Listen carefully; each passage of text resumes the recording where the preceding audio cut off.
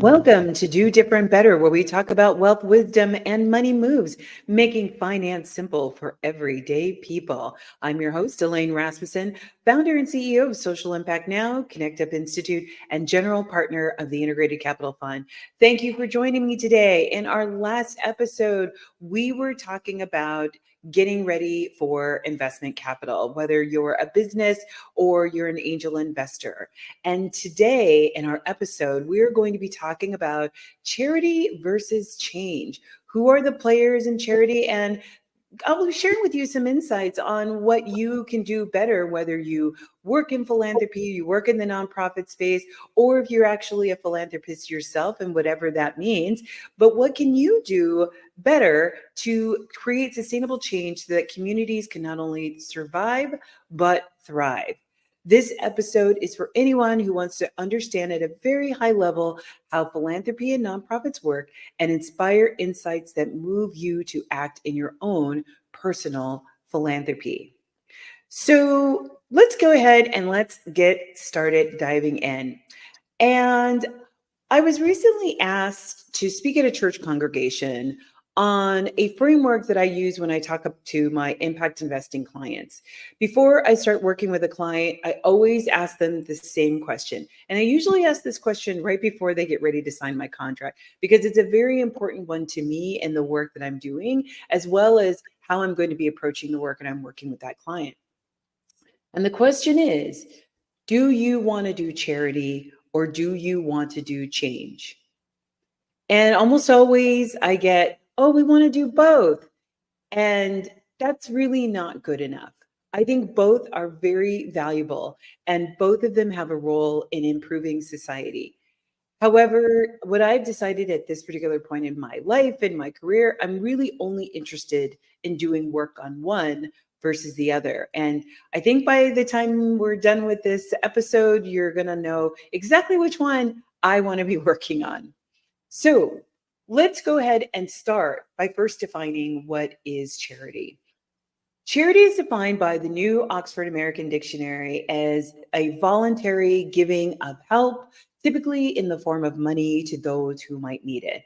In general terms, charity is seen as an act of kindness, an act of compassion towards those who are less fortunate. Charity often involves giving money or resources to support immediate needs, such as providing food or shelter. While this type of help is crucial in times of crisis, and it seems like there's always a new crisis, right? It may not address the underlying issues or social constructs that actually make charity necessary. So I'll give you a concrete example of that in just a few moments. But a lot of times we see charity as donating big or small sums of money. Maybe you're donating your time, your car, your clothes. In my house, we have this chair. It's called the Goodwill chair. And in an effort to practice Swedish death cleaning, and we're not going to get into Swedish death cleaning in this show, but I will at some point because I am obsessed with it. We don't wait very long in my family. We don't wait for a big cleaning day to go through all the things in our house and then have this big dump, right? But we try to instill a practice of dropping things in the chair as we come across them in our day to day. Maybe after the laundry's done, it's like, you know what? I don't know that I fit this anymore. I don't know if I want this anymore. It may not be of use to me anymore, but it still has some life in it. When we reach the critical mass of things, or quite frankly, the chair is just overflowing, we finally gather everything up and we drop it at the donation site. Perhaps I haven't worn those pants in a while, but they've got some miles still left on them, but they should go to a no home. But all of those things go into the chair, and eventually somebody in our house drops it off at the Goodwill, which is like 1 mile from our house. I'm sure the person who gets those upcycled pants at the store or at the shelter are really grateful for these pants that still have some life in them. But what have I really done to change the circumstances where my secondhand clothes are actually needed, right? There are other forms of charity like making lunches, stuffing backpacks. You often see calls for stuffing backpacks at the beginning of the school year. I know in my neighborhood, there's a big call for folks to come in on a day, and we just stuff backpacks for kids who may not be able to have access to those kinds of resources.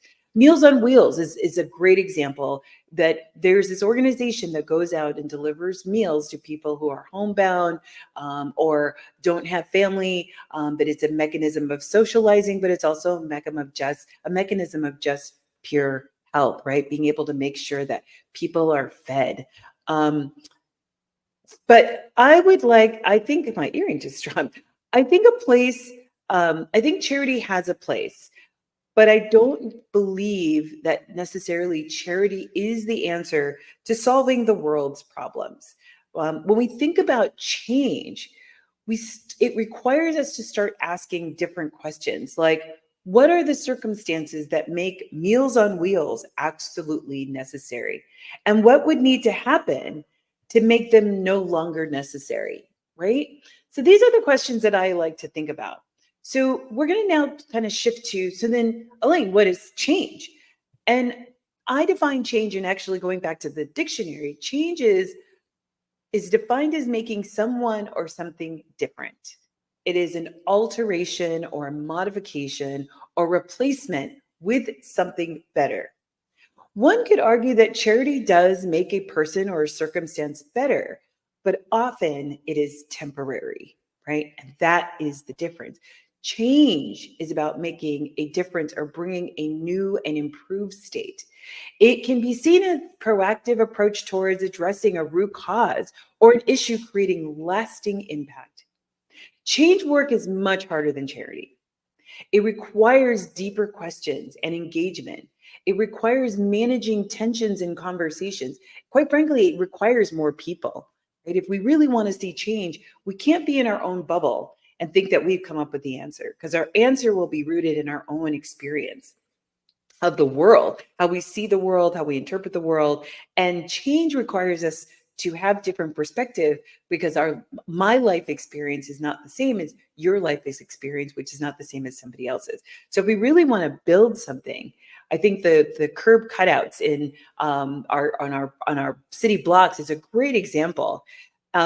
That is a carved cutout that, while yes, was intended for people with wheelchairs or different levels of ability, everyone is benefiting. I will tell you, as somebody who travels 40% of the year, being able to not have to pick up my luggage off of the curb is it's an amazing gift that I'm thankful for every time I travel. But also women with, or people with strollers carrying having their kids. Curb cutouts have actually benefited all of us, and not just people with different abilities. But in doing that, we really have to think about and be on top of all that's moving past us for a more sustainable pathway to it be achieved. We really have to be thinking about all of these different perspectives. We have to engage these perspectives so that when we come up with a solution, we know that that solution will have as few negative impacts as possible and as many positive impacts as possible as well. So then the question becomes, maybe, why then is change even necessary versus charity? Why can't we just keep doing what we've been doing? Let's keep making backpacks. Let's keep making lunches. Let's keep having Meals on Wheels perpetuate. Well, change is necessary because when we address change, we're actually dealing with treating the symptoms within our community that is actually making something required, right? While charity may provide temporary relief, it does not solve some of the problems, the persistent problems of poverty, injustice, or inequality. In order to create lasting change and improve the lives of those in need, or those of us who are left behind, those of us who are not seen, and I'm talking about everybody, anybody, living here in Minnesota, I find that poor people have a lot in common. I don't care what color you are, right?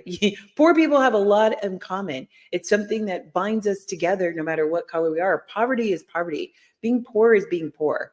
And I talk about that in the first episode, my own experience of homelessness, of growing up in poverty. you're just in survival mode, and we can all relate to that. So will it take to actually address that systemic issue, that social construct that perpetuates that to keep happening, right? Also, change is necessary to make progress and growth. A society that evolves and as new challenges arise, we must adopt and find solutions that will bring forth positive transformation. As human beings, we hate change. It is the antithesis of all that we are. We love comfort. We love reliability. We love predictability. There's some of us who are maybe thrill chasers, but most, I'm being hyperbolic, being over exaggerative, but we don't like change. Many friends that I know I talk to, they're like, they're changing something again at work. We hate change. But the funny thing is change is the one constant you can rely on, right? Change is always going to be coming because change is necessary. Quite ultimately, it is necessary to build a better future. If we didn't change, we wouldn't have cell phones. If we didn't change, we wouldn't have the telephone. If we didn't change, we'd still be sending things by horse carrier, right? By Pony Express, right? So change is required for us to do better, to thrive, to grow and persist. But here's an example of where like change can be way more powerful than charity, right? So I'm going to give you a scenario going back to what I was saying before, right? So, and let me be 100% clear because I do not want the council police to come for me. I think charity is necessary. I think it's very valuable and it's important. And I think that there is a militia of people who need to do that work, but we also need a militia of people who are going to be working on change simultaneously. Because right now we do have these persistent problems. We do have people who are unhoused. We do have people who are not eating. We do have children who are not getting the medical care. So we need these interventions right now. But as I mentioned before, like where I'm at, I am choosing that what is my missionary work, my life ministry work, what I'm supposed to, but I was put on this earth to do is to really focus on the change. So with that being said, I want to give you a real concrete example of what I mean by charity versus change, and it's a mind shift of how to think about the problem. So my son, he's a military vet. He bought his first home a few years ago, and he received a charitable gift through an organization of down payment assistance. This was an amazing opportunity, an amazing gift. I think down payment assistance is a great program. However, my son is in a position to leverage a lot of privilege. He has the good fortune of having good credit. He speaks English as a first language. He has college educated parents who can help him navigate a lot of these complex systems that we've had to interact and successfully navigate. He has a job, and he is about to start his career in the medical field. So he is basically starting on second base, right? However, that is not the case for most people. I actually tried to look up what was the statistic of people who received down payment assistance, like where their income level was, and I wasn't able to get that information. So I hope to get that information and maybe post it online later. But I thought that was an interesting question. But back to our conversation. Many down payment assistance programs require an income maximum, not income minimum, an income maximum. And it's often described as a percentage of average median income, or AMI. You may have seen this in the newspaper. You may have seen it, you may have read it somewhere, the term AMI. It means average median income. That is, of all the people living in a particular community, what is the average income of that community, right? And it's going to shift by zip code, right? It's going to shift by state. It's going to shift by county. So, but typically these programs, depending on if they're geographically restricted or culturally restricted, they will say what is your contingency on whether you qualify is on meeting a certain percentage of AMI. Those percentages often tend to be 60 to 80% of AMI. So what does that mean? So hold on to your seats. We're about to do some math. Don't get scared. It's going to be simple. So let's say the AMI, the average median income for your particular zip code is $100,000, just to say for conversation's sake. If we took 60 to 80% AMI, meaning if we took 60%, 60 to 80% of the $100,000, the income of the potential homeowner would be $60 to $80,000, right? Now, let's just bookmark that for a second. Based on this scenario, it is safe to make a few assumptions. One, that if you're living in a community where the average median income is $100,000, right? Then the homes in that community are going to probably reflect that average income of $100,000, right? Meaning, let's say they say your home is 20% of your budget. Let's say then the home is $200,000. You make $100,000, right? Or your household makes $100,000. It also presumes that a person is working a job. If they're a prospect for home buying assistance, that the person is working a job where they're making just enough money to purchase the home, right? That they're just below. If they're 60-80% AMI, they're just below sort of like all the things that would make you like really comfortable and have discretionary income and save, right? Another assumption is we know that home ownership is expensive. I don't know about you, if you've ever tried to replace a water heater or a roof. I've done both and I've done them twice. It is very expensive. But also down payment assistance is also a taxable event, right? And that's going to come into play in a little bit later. So you don't even get the full value of the gift. At best, you might be getting $40,000 out of the $50,000, right? Because you're taxed on that amount of money, right? That you have to declare. So let's put all that together. If you have a limited income, you have a job with limited financial mobility, and we know property taxes go up year over year. And oftentimes our property taxes can outpace inflation. I'll tell you, mine have for the last several years. How will this person, if once they get into the home, be able to keep pace with all the expenses and the rising property taxes to keep that home? So I offer that as a question for us to think about. Once again, I'm not arguing that we get rid of down payment assistance, but here's what I'd like to offer. I'd like to offer us to think about this situation and shift from charity to change. And what does that look like? So let's take the same scenario, right? We're giving out, let's call it $50,000 down payment assistance. Many programs are somewhere sitting between $10,000 and $50,000 of down payment assistance, depending on the city, county, or organization that you're working with, right? What could it look like if we bought somebody a $50,000 life insurance policy? Or actually, if we took that $50,000 and bought them a life insurance policy that was 10, 20-year policy, fully paid up, right? Just imagine that as a construct. One, we could use the $50,000 in several different ways. So you can buy it as a life insurance policy or a fully paid up life insurance policy, which would be well within the price of a home. You could borrow against the insurance policy, and it's now not a taxable event, right? So once again, we've gone from I'm giving you $50,000, but it's really $40,000. I'm now have you in a home that you really can't afford, right? Now, it doesn't mean that we've solved for the problem of the financial mobility piece, but I just wanted to share with you just that little tweak of the vehicle in which we use to leverage the money. I can give you cash, right? Or I can give you something else that's actually more durable.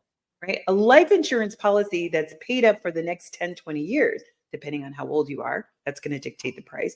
But for $50,000, if for a person in their 20s, I could pay their life insurance policy monthly premium probably for the next 20 or 30 years. And hopefully by then they're in a position to be able to buy their own life insurance policy, right? But the whole idea is they could borrow against themselves, pay themselves back, which then means they're not necessarily having to interface with a financial system that is actually not kind and quite frankly sexist, quite frankly racist, quite frankly all the things that we know that are problematic in our finance banking system, right? Even though we know there are people working very hard to undo those things, these things still exist. But here's another way that we could take that $50,000. We could take that $50,000 and we could actually pay for people to get certified in some kind of finance training program to get a finance job. Because here's what we know about finance, and I will just tell you, as somebody who works in finance, it is not diverse. It is not diverse in age. It is not diverse in gender. It is not diverse in ethnicity. It is not diverse in thought. So what could it look like? And we know that diverse teams are better teams. You get better outcomes. You get higher revenue. It has been scientifically demonstrated that diverse companies make more money. Even diverse portfolios, when we look at the portfolios managed by women, portfolios managed by people of color, they outpace their counterparts by 12%. They outpace the benchmark by on average 12%. So there is a benefit to like getting more thoughts and more minds and different perspectives around the room. But going back to our example, what if we paid for somebody to go to school in a finance job, right? Now we've actually contributed to their life mobility, their financial mobility. There are so many jobs that you can have that are not, you do not need a college degree for. You do not need a college degree to be an accountant. You do not need a college degree to be a bookkeeper. You do not need to be have a college degree to be a claims adjuster, a claims appraiser, a loan officer, even a stockbroker. I was 19 years old when I was a stock analyst, working in California. And I was making decent money as a young person. These are all jobs on average, and I looked it up right before the show. These are all jobs starting at about $60,000 or $70,000. These are all our jobs that are fairly recession proof. So now we've actually contributed it to somebody's upward mobility. I can give you the $50,000 once, and now I'm setting you on pace to be able to make your own way, to make your own future. And these are all jobs that pay well and will have upward mobility. And quite frankly, the skills are transferable. And you can take this job anywhere. You can do finance from anywhere in the world, right? So when we talk about change, it's really getting higher above, looking at from the clouds, looking at the problem from the clouds instead of being rooted in the problem. And I feel like sometimes charity, we're in the weeds and we can't really see up. Whereas when we think about change, it requires us to take a higher level of thinking and really look at the grass tops and look around and see what are we missing? Where is there opportunities, right? Now we have, from just this example alone, we are now making exponential impact, not only in the individual, but in our community. So we are now creating a diversified finance sector, right? We are now providing upward mobility that supports home ownership, right? That this person will continue to be in a job that they know that there's going to be economic advancement available to them, either in their own organization or they can go to another organization.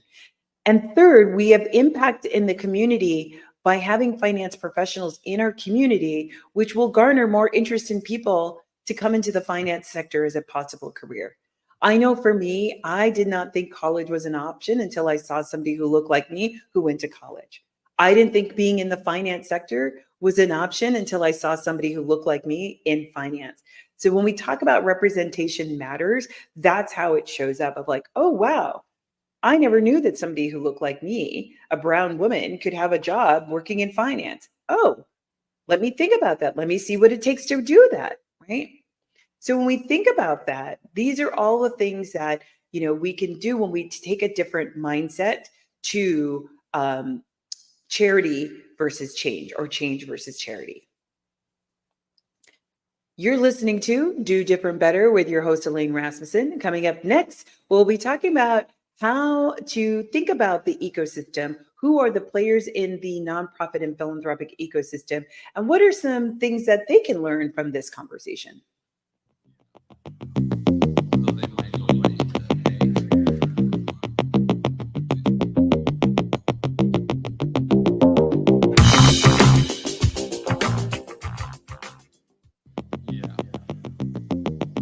Welcome back to Do Different Better. I'm your host, Elaine Rasmussen. We have just been talking about charity versus change. What does that mean? What does that look like? How can we think differently about those concepts when we think about leveraging our philanthropic dollars?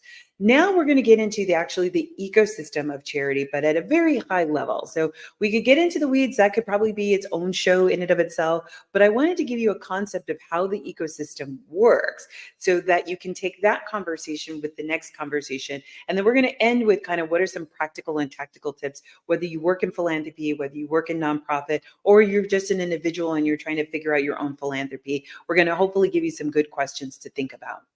So with that, let's get into it. Under this theme of charity versus change, I thought it'd be a good idea to talk about the ecosystem of charity and change, but we're going to talk more about actually the charity side. So let's talk about the ecosystem of philanthropy and nonprofits. In the ecosystem, you have philanthropy and you have nonprofits, or sometimes grantees. Philanthropic organizations sometimes are called funders. They might be called grantors. So if you hear me saying that language when I say a philanthropic institution, a funder or grantor, I'm talking about the people who have the money. When I say nonprofit or grantee, those are the people who are needing the money or want the money. I often explain to new employees who work for me about philanthropy and how it works, and they're often shocked by what they thought how it worked and how it's vastly different than what they think how it works and how it actually works. So let's get into it. Let's talk about who the players are. And once again, for the sake of this conversation, I'm going to keep it really high level, 10,000 foot level, right? But in its simplest form, philanthropic organizations give money to nonprofits. Nonprofits spend the money on programs for their beneficiaries. They may what's called re-grant the money, but for the purposes of the conversation, funders have money, grantors or grantees get the money, and they spend that money on programs, tools, resources for the people that they are servicing, right? In our case at Connect Up, we are servicing entrepreneurs across the state of Minnesota. So we are a grantee, and we are servicing entrepreneurs across Minnesota, right? So we really won't get into like individual philanthropists on this episode. We'll talk about that in another episode. So for this conversation, we're talking about philanthropic organizations. And there are a few different kinds of philanthropic organizations. There are corporate foundations, there are family foundations, there are private foundations, community foundations, and operating foundations. These are the big ones. Corporate foundations may be something like a Target Foundation, where the corporation takes a portion of their funds, it goes into a different entity, and then they give out grants through some kind of process but it is funded by revenue from the corporation.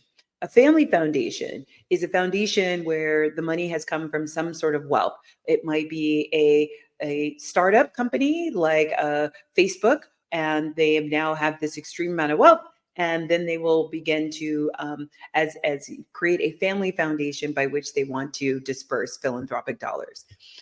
There's private foundations, which are usually some private purpose or cause or people. It could be something that came out of a gift, a bequeathment of a person or people who have come together to put together a foundation for some specific purposes or strategies, giving strategies. Then there's the community foundation. We have many of them here. They usually will say community foundation, but not always. You typically can denote a community foundation because it might be named after a city. It might be named after a state. There's the Cleveland Foundation. There's the Minneapolis Foundation. These are foundations that are meant to hold philanthropic dollars for other people, but they also do their own fundraising, right? So it's a little confusing. Don't need to get into that now. Just want to try to give you once again, a 10,000 foot landscape view of philanthropy. Then there's operating foundations. And what an operating foundation will do is not only do they raise money, they're raising money for the operations that they do. So a great example of this is Wilder Foundation. They are what I believe is considered an operating foundation, meaning not only are they raising money, but they're actually also doing the work. So they do a lot of research. They work for nonprofits in doing research, evaluation work, and other services that they provide. But they're actually executing some of the services. They've got health services, they've got wellness services that they do. So not only are they a foundation, but they are also providing services to the community. But here's a fact that blows most people's minds. And with this is probably just with the exception of like an operating foundation. The IRS, which is where you get your designation as a nonprofit organization. The IRS mandates that a philanthropic organization is only required to give out 5% of the money that they have. Right? So what does that mean? That means if you have a foundation that has $100,000 in your purse, right? That's your whole pocket of money. That's all the money you have. Every year, you are only required to give away $5,000, right? Every year, you're only required. You can give more, but most philanthropic organizations stay at that 5% giving every year. Now, so you're asking me, Elaine, well, what do you do with the other $95,000? The other $95,000 is 100% legal for that money to be invested and for you to earn interest off of that money. And typically, the interest is what pays for the grant making for the subsequent year, the next year. So all the money that they're making on the interest, that is what's used to fuel and pay for the grants that go out, right? So many philanthropic entities will have their investments outpace that 5% and will require that the people who manage their money get what are called market rate returns, which means returns that are on average of 8 to 12% annually, right? So you can see with that 8 to 12%, we're covering the 5% that we need to give out, and we're making a little extra, right? So some of you may ask, well, why don't these organizations just give all the money away? I asked the same question many times while I was working in philanthropy. And it turns out that there is a law or statute that says if a philanthropic organization spends more than 25% of what their corpus, their endowment, their purse, right, all the money that they have, that they could be taxed on the total value of the portfolio, not the actual dollar value of the portfolio, but the value of the portfolio. So even if you wanted to give all your organization's capital away, you're kind of de-incentivized to do so, which is mind-blowing, right? Crazy, right? And let's be honest. If we were to throw 5%, so remember the maximum or the minimum that the IRS requires that you give out as a philanthropic organization. Talking about organizations, we're not talking about individuals, but organizations. If you are doing the minimum of 5%, if you were to throw 5% of your resources towards any societal problem, are we really surprised when we don't seem to be making a dent in solving some of our biggest issues like homelessness, unskilled workforce, et cetera, right? So let me be clear. I am not saying philanthropy is bad. I do think, however, that we have an antiquated approach that has seen little innovation or change, for that matter, in over 100 years, right? The other thing that I think is valuable to understand is people who work in philanthropy. Now, this is where all the resources sit, right? In a philanthropic organization. They tend to be paid very, very well. They tend to be paid market or above market rates for whatever their job title is. And often they get paid twice as much as a nonprofit worker doing the same exact job gets paid, right? So to me, this is a critical thing when we talk about equity and we talk about who's doing the work and who is taking on the burden, right? The people who are taking on the emotional, all of the burden of some of the work in nonprofit, we know some of this work is highly traumatic, are on the bottom of the pay scale, right? So one last final word about non-philanthropic institutions before we start to talk about nonprofits. They can only give to a nonprofit. I think this is important. So many times I hear businesses, I'm looking for grants. Elaine, can you tell me where there are grants? And what you need to know is that there are very few philanthropic organizations that are legally positioned to give grants to individuals. Or they only can give, they can't give grants to individuals or to for-profit organizations. The reason for this is that they have been set up by their bylaws that they can only give to a 501c3. And that is the only way that they can give their money. So let's go back to so let's now get into there are nonprofits, and nonprofits do the work that is community benefit, but they also have a 501(c)(3) tax designation. And there are rules governing how they take in money as well as how the money is spent. But employees are typically paid near market rates if they are lucky. right? So then it makes me have a question about, I wonder, how would philanthropy work differently if the pay scales were reversed, right? What would it look like if employees of philanthropic organizations were paid what nonprofits were paid, right? How would everything be turned on its head? How would everything that would make everything different? So it makes me wonder, like, what could that look like, right? But nonprofits are not without their structural challenges. They often have to reapply for grants year after year. So often they don't know if they will have funding. Getting into philanthropy or getting a philanthropic funder is like getting into an Ivy League school. It's highly relational. It takes about 6 to 18 months to get a grant. And that's when everything goes well. You have a good relationship with the program officer. You know the funder knows your work. And also, you spend an inordinate amount of time talking to funders and educating them on the work that you're doing, as well as the landscape. And I know this firsthand because at 8 years as a nonprofit development officer, I can't tell you how many times I kept having the same conversations over and over and over again. So, what would it be like if philanthropy had to prove their worth to nonprofits instead of the other way around, which is the current way of doing things? Well, it's not always possible, like, possible, and using our Meals on Wheels example to for nonprofits to operate like a business. Can we start to think about how they can work less like social services? Um, and nonprofits, I think, need to be better about when and if a business model can be adopted to position them to be less reliant on grants. Asking questions is such as, can we codify our work into something we can sell, not to your beneficiaries, but to an audience that would find the information valuable. When I worked at an organization, a nonprofit organization, when I came in, I'm like, we have a very specific set of knowledge. What would it be like if we were contracted by philanthropic organizations for us to teach them how to do the work that we do, or how to talk to the people that we talk to?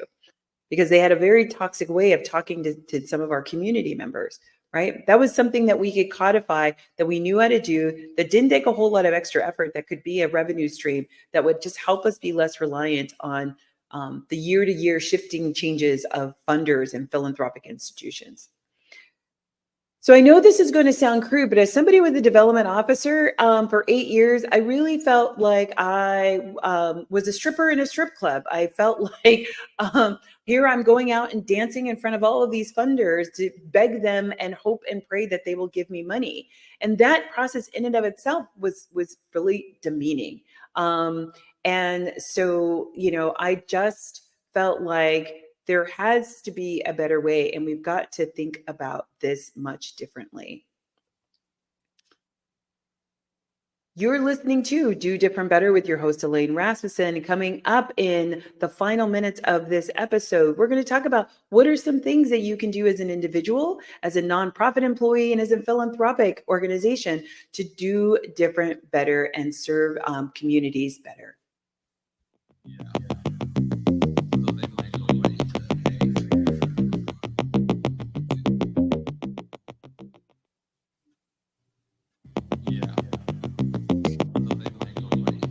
You're listening to Do Different Better with your host, Elaine Rasmussen. Coming up next, we've talked about charity and change. We've talked about the ecosystem of nonprofits and philanthropy. Now we're going to talk about, so what can you do? Whether you work at one of these organizations or you're an individual, I'm going to give you some things that you can maybe start to think about, maybe take back and have conversations in your work environment.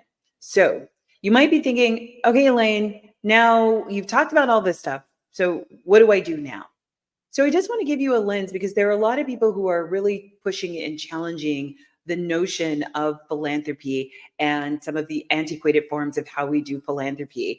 There's, Mackenzie Scott, who's giving away most of her money. If you're not familiar, Mackenzie Scott is the former wife of Jeff Bezos, the Amazon founder, and she's giving away like almost all of her money. I used to sit on the board of Swift Foundation, which is, they are spending down their $70 million corpus. So there are people who are really wanting to reimagineer how they think about who they're giving to, how they're giving to. And I just want to give you some practical things around how you can participate in really imagining and rethinking how you show up in this work. I'm not going to tell you that it's easy. Doing charity work isn't easy, but I'm hoping that you can start to ask some different questions. So we'll start with one question, because one of the questions that comes up is like thinking about, should I be in this organization, or should this organization live in perpetuity? I think that's going to be a highly tactical conversation that's going to change from organization to organization, but really thinking about, what are we serving? Are we serving ourselves? Or are we serving the community? And being really honest about what that is. And that honesty might require you to have conversations with people outside of your echo chamber. I think it's really important. We've talked about this in previous shows. Have a clear, identifying, and unapologetic, unequivocal a lens on what you think is important for the community that you are a part of, or the community that you would love to have a positive impact. Go out and see what's happening in the ecosystem around that thing, whether you're an individual, particularly if you're a program officer. Don't rely on your grantee as all of your information. When I was an admissions rep at a university, or other businesses where I've done inside sales, it was my responsibility to find out everything I needed to know about my client, the competition. But funders, the grantees are your clients. So make an effort. Build relationship. That should be a metric for every single person on the program team. How many relationships did you build? Did you deepen any of your relationships? But how becoming a subject matter expert on the portfolio that you have now been charged the great responsibility of doling out capital. Excuse me. If you're working in a nonprofit, think about what of your expertise can be leveraged, and start thinking about, how do you work yourself out of a job? Now, that's more of a theoretical question, but once you get into the theory of thinking about how do you work yourself out of a job, maybe you can start to think of different solutions that you haven't thought of. When I stepped into my first role in the nonprofit space in 2009, that was my first thought. I'm like, I don't want this organization to be around. What can I do to eliminate this organization needing to be needed, right? That we've changed the system that requires this organization to be needed. That was where I was really interested. But these are all just a few things of going a little bit deeper in how you think about your own individual philanthropy, the philanthropy of the organization you work in, or the nonprofit that you may be working in. And I really think that this is a great opportunity for you to do different better. Well, that wraps up another episode of Do Different Better with your host, Elaine Rasmussen. Today, we got an opportunity to talk about the lens of charity versus change. What does it mean? And how can we be different? And what are the benefits of each one of these? We also talked about, who are the people in the philanthropic ecosystem? What do funders do, or philanthropic organizations do? But also, what do nonprofits do, and what's their role? And then finally, we close with really talking about, what can I do as an individual? How can I bring this sort of entrepreneurial mindset, or innovation, or imagineering mindset, or curiosity to my own philanthropy, and thinking about, how can I be a better philanthropist? But also, if you're working in one of these organizations, what are some of the questions that I can bring to my team, to my board, to my leadership around reimagineering? How are we thinking about the work, and what's our position in the work? And are we trying to be here forever? Or are we trying to do charity? Or are we trying to do change? And no opinions or thoughts or judgments about that. But once you get clear on that, then you are going to have exponential impact, right? Join me on the next episode of Do Different Better. I'm your host, Elaine Rasmussen. We will see you next week. We'll be talking to a few different folks in the impact investing space to learn more about impact investing. Let me know what you think of the show. We love comments, so tell us how this show helped you. And if there's a money or finance question you have, or if there's somebody you want me to interview, hit me up on LinkedIn or Instagram. Don't forget to hit the subscribe button and follow us on socials.